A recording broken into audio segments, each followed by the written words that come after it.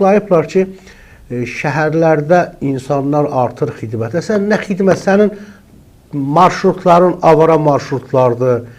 96 sayılı marşrutdan tutmuş, 39, nə bilim, hələ bizim bu nəşriyyatın yanına keçənləri deyirəm. İnsanlar bir-birinin az qalır ki, belə qucaqlaşalar. Sonra yeri gəlmişkən, bax, orada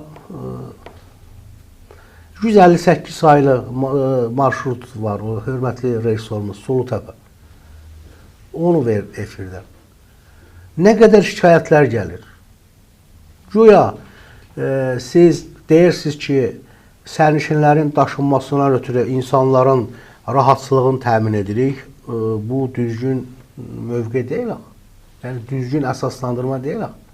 Yəni, bu görünmür. Qiymət qalxdı və salam. Heç əsaslandırma. Yəni, belə əsaslandırmadansa, əsaslandırmasan yaxşı. Yenə tıxaz, həmən tıxaz. Yenə həmin o xəttdə işləyən avtobuslar növbəli şəkilində, mütəmadi olaraq eyni anda gəlmirlər. Qrafikdə sıxlıq var. Bax, bu Sulutəpə sakinlərinin bir şikayəti var. Az qalan 100 mindən çox əhali var. Dəyərli dostlar, o gün mən də o nəqliyyatdan istifadə etdim. Sabun qabına oxşuyur, baxın. Sabun qabı. Təsəvvür edin ki, insanlar, yaşlı insanlar o qədər sıxlaşır. 7-8, nə bilim, elə bil ki, bu təcili yardım maşınlarını götürüblər, aparıb düzəldiblər, gətirib veriblər vətəndaşların ixtiyarına. Niyə ora iri tutumlu avtobuslar buraxmırsınız? Sulutəpə sakinləri etiraz edir. Dəfələrlə. O gün mən də o marşrutdan istifadə etmişəm, o nəqliyyatdan. Bir cavan uşaq, 22-23 yaşlı uşaq tərsi götürdü. O qədər sıxlıq vardı. Az qalır ki, ürəyi gedən kim, nə bilim, yıxılan kim, təzyiqi qalxan kim. Siz vətəndaşlara belə xidmət göstərirsiniz. Buna görə qiymətləri qaldırırsınız. Buna görə deyirsiniz ki, dizelin qiyməti qalxsın, nə bilim, benzinin, 92 markalı benzinin qiyməti qalxsın. Buna görə deyirsiniz. Rədd eləyin bu 158-dir, nə bilim, 157-dir, belə bir... Baxırsan, bu boyda sabun qabıdır. Yaşlı insanlar orada var, uşaq var, böyük var.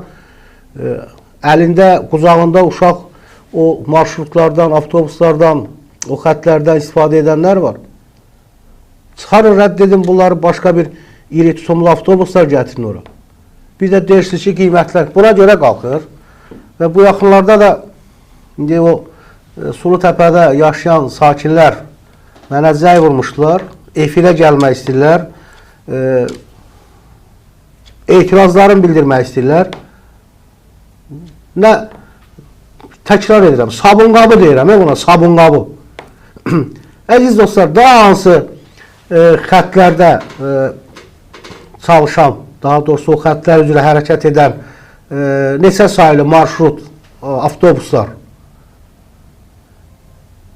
gec gəlir, saatlarla dayanacaqlarda dayanırsın. Çox xahiş edirəm, yazın bunu.